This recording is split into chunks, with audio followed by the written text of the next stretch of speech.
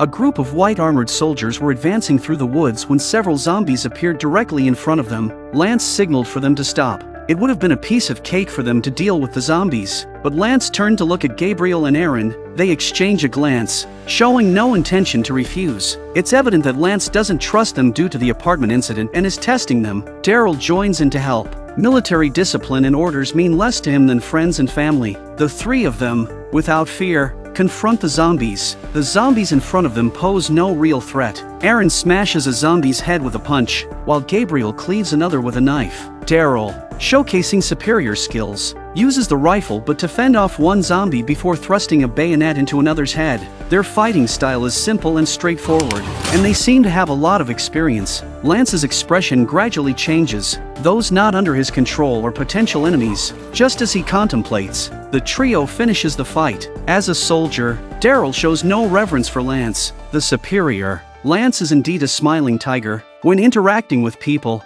he always maintains a polite and gentle demeanor. An hour later, they arrive at the Hilltop. Maggie is already on the wall but shows no intention of opening the gate. The Hilltop is not a vassal of the Commonwealth. Maggie won't open the gate on a whim. Lance's face changes instantly. In the Commonwealth, where everyone reveres him, these locals repeatedly challenge his authority. He turns and instructs the soldiers, seemingly preparing to force their way in. Maggie signals Cole to gather people for any unforeseen circumstances. Daryl steps forward, suggesting that talking to Maggie might prevent unnecessary bloodshed. Reluctantly, Lance agrees. Daryl removes his helmet, revealing his face, and says, "We won't leave until we've searched the place. I promise it'll be quick." Maggie ponders. Daryl's words imply that if they open the gate, there's no danger. Trusting her friend, she opens the gate. Lance, accompanied by the soldiers, enters. The subsequent events involve a meticulous search. The soldiers, to their credit, refrain from damaging anything. Half an hour later, they find nothing. Herschel passes by, and Lance immediately stops him. Despite finding nothing, Lance remains steadfast in his belief that Aaron and Gabriel are deceiving him. He is convinced there's something amiss in the Hilltop, so he was going to start with this kid. Herschel is feeling somewhat guilty at this moment, contemplating whether or not to speak up. Lance runs up again, blocking Herschel. He takes out a hat from his pocket, claiming it's a gift for him. However, it's the same hat Herschel lost in the apartment. Lance brings it out as a test. Caught off guard, Herschel doesn't know what to do. Cole rushes over, grabbing Lance by the collar and slamming him against the wall. Visibly angry, soldiers, hearing the commotion, quickly approach with guns in hand. Daryl and Maggie realized something was wrong. Lance, somewhat nervous, tries to use words to prevent Maggie from acting rashly. He claims to be a good person with no ill intentions toward the child. Maggie said gently, "A lot of people have threatened my family like you have, and the grass is no doubt a meter high in their graves." Daryl's attitude was always firm. He may be a soldier of the Commonwealth, but he will always prioritize his family. Quickly thinking, Lance understands that these people are different from the naive civilians of the Commonwealth. If provoked, they might genuinely shoot. Today, he has to compromise. After the soldiers put down their weapons, Maggie retracts her handgun. This hypocritical man, Lance, now harbors immense anger inside but approaches Maggie, saying, "Sorry if there was any miscommunication. Shame we couldn't be friends."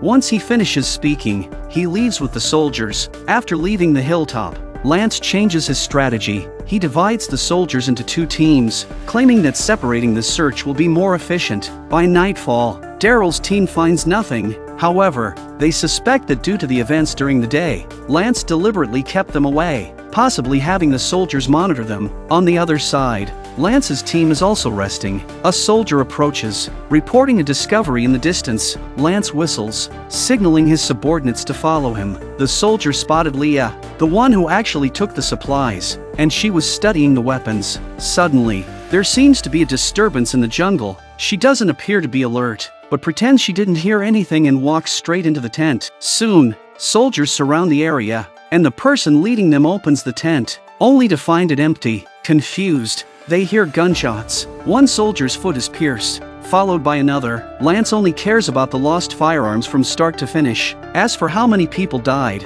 he feels nothing. Now that the weapons were here, the purpose of the trip had been achieved. However, during the day, Maggie's actions irritated Lance. He couldn't order a massacre directly, as it would impact his reputation within the Commonwealth if word got out. So, recruiting this formidable woman in front of him to carry out the task is the best option. Amidst Lance's rhetoric, Leah walks out with a gun. Unbeknownst to Lance, both Leah and Maggie bear deep-seated grudges. Once, a woman ruthlessly killed soldiers and plundered supplies and weapons, dealing a severe blow to the Commonwealth. Without a doubt, she would face relentless pursuit. Several days later, Lance indeed tracked her down with a small team. However, instead of the expected revenge, Lance invited the woman to join the Commonwealth. His clear intention was to use Leah to destroy the Hilltop and eliminate the detested Maggie. Lance instructed his subordinates to remove their armor, disguising themselves to follow Leah. This way, no one would know that he was behind this. Little did he know that Maggie had anticipated Lance's unwillingness to let the matter rest. She left with her son. Half an hour later, the group passes through a wooded area where Lydia is already waiting. They follow Lydia for a few more minutes, eventually reaching a concealed location, the former hideout of the Whisperers. Anticipating Lance's suspicion towards the Hilltop, Lydia hid the people from the apartment here. Maggie's purpose in coming this time is to hide Herschel here, as she senses Lance will likely target the Hilltop. In the chaos, she won't be able to protect her son. Negan shakes his head, expressing gratitude for Maggie's help.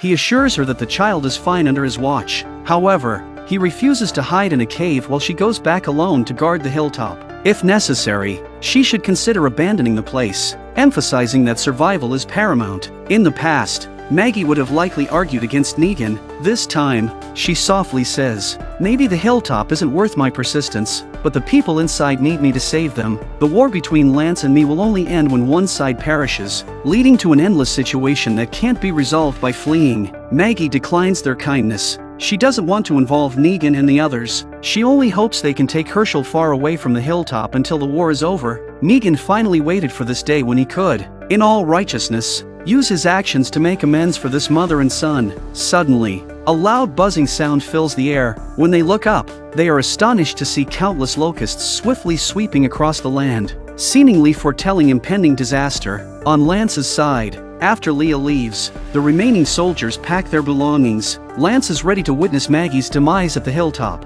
Believing victory is already within his grasp, he uses the radio to contact another squad. Daryl listens to their conversation nearby. With his experience, he knows that Lance, that bastard, is planning something against them. Having survived in the post-apocalyptic world for so long, they've seen all sorts of conspiracies. Now, they must be on high alert. A few minutes later, they arrive at an open area with many abandoned vehicles. The soldiers' pace slows, and they intentionally move behind the cars, seeking cover. How could they not understand that this is a prelude to an attack? Without realizing it, the soldiers had formed a circle around them, not giving them the slightest chance of escape. Of course, the three of them were no novices, exchanging a glance and preparing to strike first. Luckily, the abandoned cars provided cover, and they narrowly avoided a round of bullet fire. Unfortunately, Aaron was unlucky. A bullet grazed his shoulder. Daryl, the only one with a rifle, moved cautiously, looking for an opportunity. As he maneuvered, he seized the chance to rush from behind, smashing the butt of his rifle into the man's forehead. He knocked him unconscious and handed the weapon to Aaron. Relying on their post-apocalyptic experience, they weren't necessarily incapable of turning the tide. Gabriel hid behind a car, thrusting a knife into a soldier's thigh and swiftly kicking him unconscious. Another weapon fell into their hands. Now, the forces on both sides were nearly equal, and the pressure eased. After a fierce battle, all the soldiers were eliminated, leaving only the gasping captain. Daryl intentionally spared him, hoping to extract some information. The captain, thinking himself tough, believed that death was the worst that could happen. Surprisingly, Daryl didn't press him further. As Daryl looked up, the captain followed his gaze. In the distance, a swarm of zombies was heading their way, and there was no shortage of them. The captain genuinely felt fear. There was a distinction between a straightforward death and one filled with excruciating pain. After all, no one wanted to become one of those things after death.